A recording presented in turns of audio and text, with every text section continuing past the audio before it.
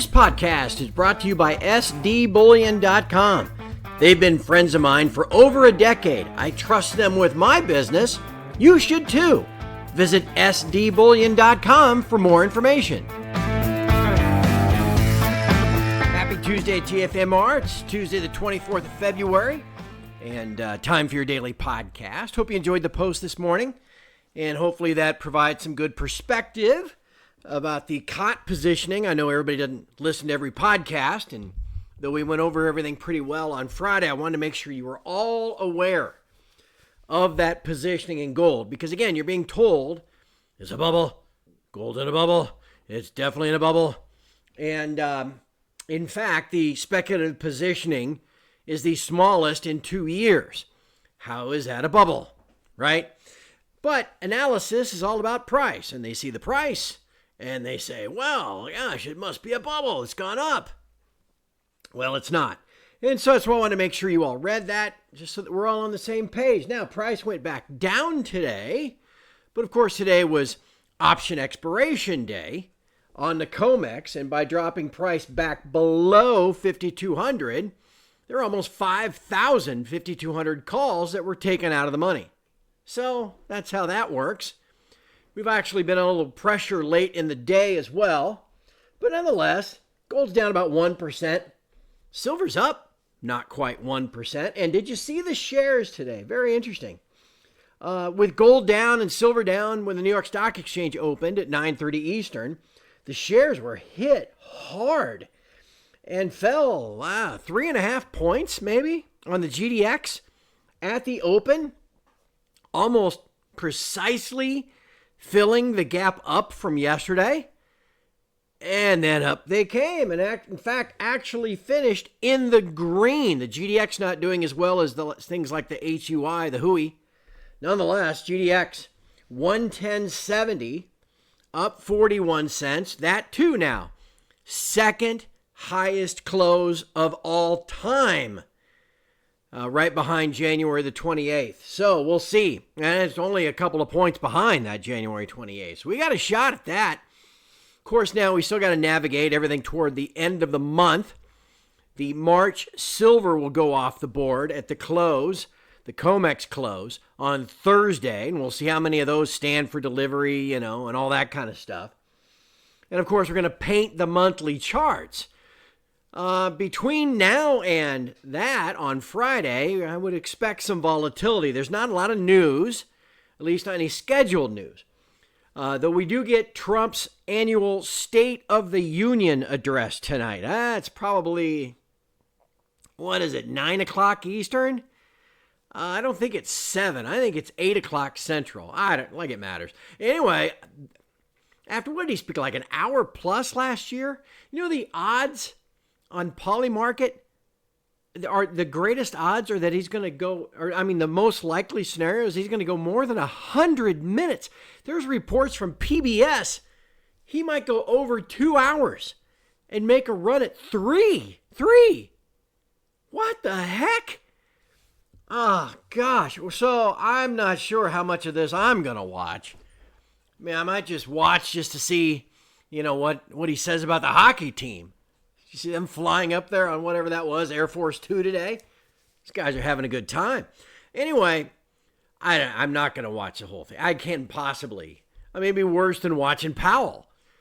But we'll see. It's going to have an impact. Maybe he'll talk about critical metals. He might. Mining, that sort of thing. What else is he going to talk about if he's going to talk for, 2.5 hours? So we'll see what kind of that comes out of that. And we'll see how that impacts volatility as well. I did buy back into some of my calls today in the very short term, so I'm hoping for a little more rally. Not surprising, like I said, 85 had been resistance for the better part of almost a month, right? 5,100 had been resistance, again, for the better part of a month. So after blasting through yesterday, it was really not a surprise. At some point, it was going to pull back and test that resistance as support. We went to 5,111. We went to 84.78, but then recovered. Went back to 51.90. Went back up to 88. And then, like I said, into the COMEX close, silver got whacked a little bit and has been kind of drifting lower, working lower all through the afternoon. Now we'll see. It wasn't surprising to me, at least last night, that on the Shanghai return, that, there wasn't like some big, huge rally. It rallied enough just because it had to catch up just simply to where COMEX was. And when it finished 96, 97, something like that. Okay, so it had to rally just simply to catch up to the, whatever $10 rally that COMEX had while Shanghai was closed.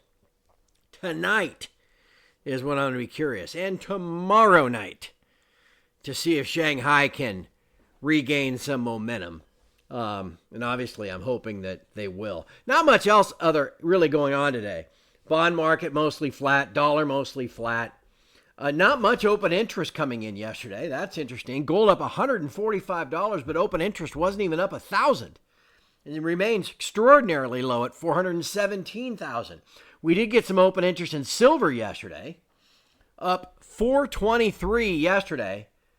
Up 2,600 in open interest, but still only 134,000. So we got all kinds of room still in our bubble to have things come back. What about tomorrow? Well, we'll see how things are going. I plan a post in the morning, and we'll try to summarize whatever it is Trump does say and anything else that happens overnight. And then I'm recording a Wednesday conversation tomorrow morning that I will share with you tomorrow afternoon. So that'll be your Wednesday, okay? All right, anyway, I don't have a lot else. So let's just go. I have a little shorter podcast than usual. This is a story I really want to make you aware of, even though it deals with crypto. But this is the level of manipulation that takes place. People like, oh, crypto is so safe. It's on the blockchain, and all this stuff. Man, once the banks sunk their teeth into it, their talons, with futures and ETFs, all the other crapola to financialize it, it's struggled, obviously. Not going up at the same rate it used to. And anyway, here you go. Now it's subject to open manipulation. Zero Hedge has been complaining about this for a couple of years now. The daily slams, whether it's in Bitcoin or Ethereum, usually at the exact same time every day. Whoever was doing it was not ever held accountable. Well, guess what? Maybe they are going to be held accountable. You ever heard of Jane Street? What is it? Hedge fund? Not really. Trading firm? Sorta. Not subject to the same disclosures, the same scrutiny as hedge funds and trading funds? Yes. As such, they're finally being sued for manipulation, insider trading, that sort of thing regarding the crypto sector, not just Bitcoin. Again, for those out there, who they are. There are all kinds of people. Oh no, all these markets are free and fair, right? Talk about that a little bit tomorrow in your Wednesday conversation. Anyway, this is nice to see that at least some action is being taken. I encourage you to read this, okay? Please read. I'll put the whole article on here, the link from Zero Hedge. This is important information, okay? So please take a look at it. And the only other link I have for you, again, regarding critical minerals and all that kind of stuff, you may remember American Tungsten, company I profiled back, I don't know when it was, August, right? I own some American Tungsten. They own the only past producing tungsten mine in the U.S. out in Idaho. Stock's done okay. Anyway, this is an article from BMO, Bank of Montreal, Global Commodities Research. It talks about tungsten and how prices have been surging this is part of the critical mineral idea. So when I saw this today, I thought, well, since Trump will probably talk about it, and since we've spoken of it, I thought I would remind you a little bit about tungsten. Okay, a couple of images. Here's something, again, about this Jane Street. $10 billion in trading revenue in a single quarter. More than all these other big investment banks. Okay, they got banned in India. And why? Because they're classified as a trading firm and not a hedge fund. So they are exempt from the disclosure rules that would force them to show you how they actually make their trading profits. Okay, so again, read that link. You know that these vampires are out there. And if you think they're only focused on crypto, okay. And as Zero Hedge points out, for the first time in 2 months, a full day of Bitcoin trading without a motivated seller, as they say it, taking out the entire bid stack. Where have you ever seen that happen in the precious metals, right? A motivated seller taking out the whole bid stack? That never happens. We can't go after those motivated sellers, though, because they're bullion banks. They're simply hedging. Right. Sure they are. Okay, and then finally, a couple others. This is all part of the interesting news that's going on in the world.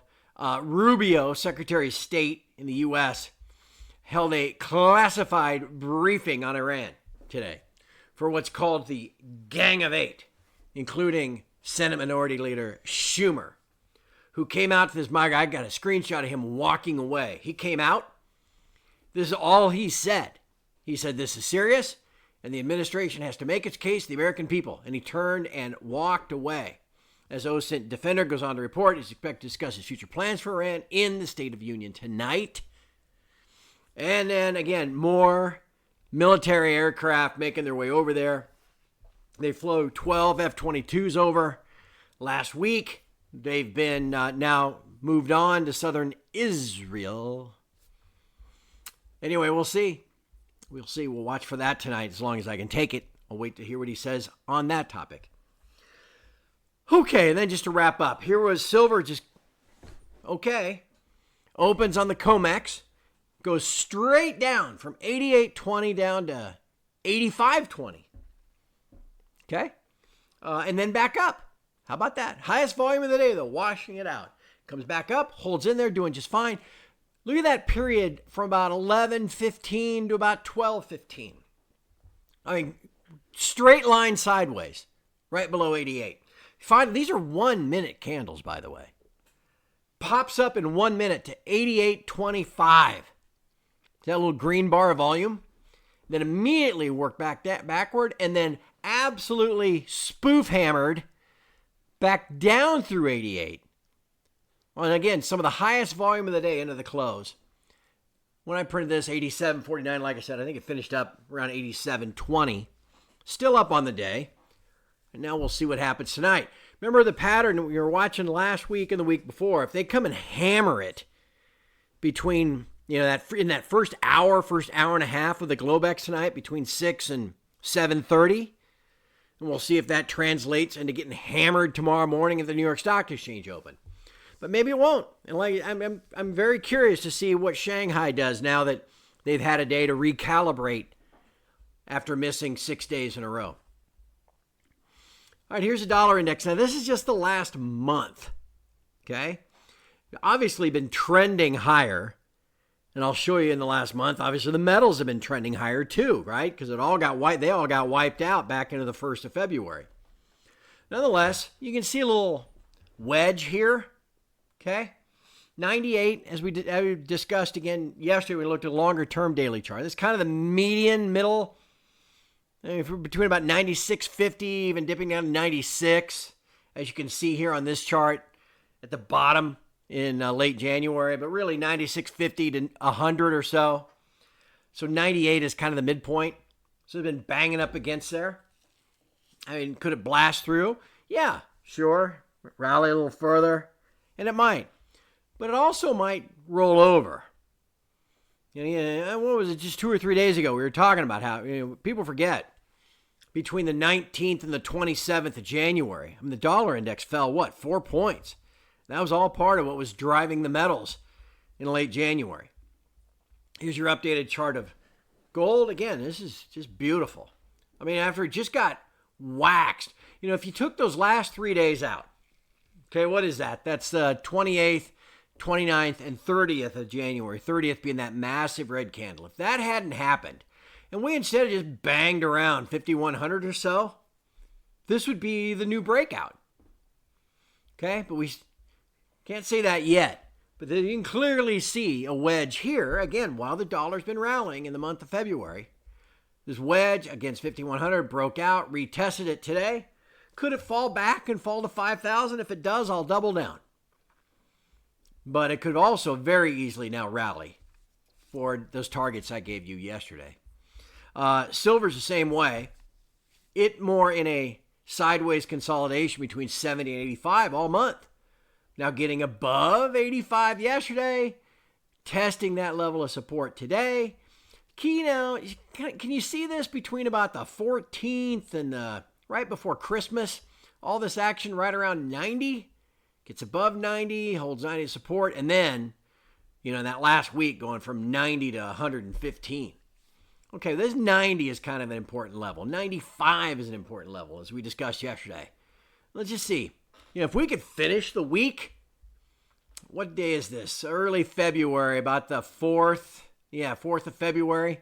See that intraday high that was up to about 92?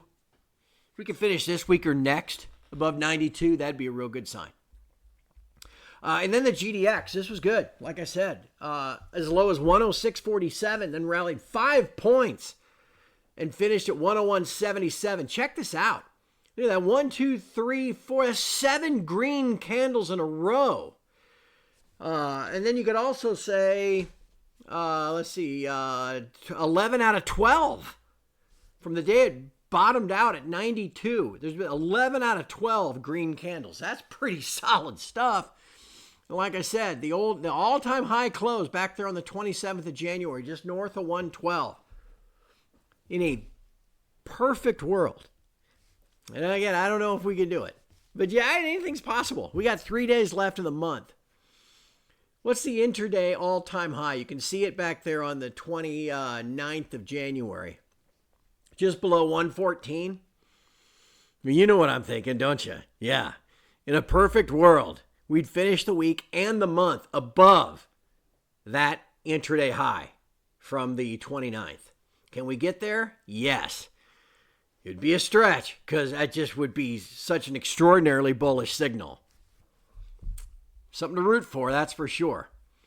And finally, I just thought I'd show you a couple of the big gold miners because some of them are doing great. Some of them, though, have some room to go. So if you're looking to still put some money to work, you got some capital, you got some dry powder, you got some cash.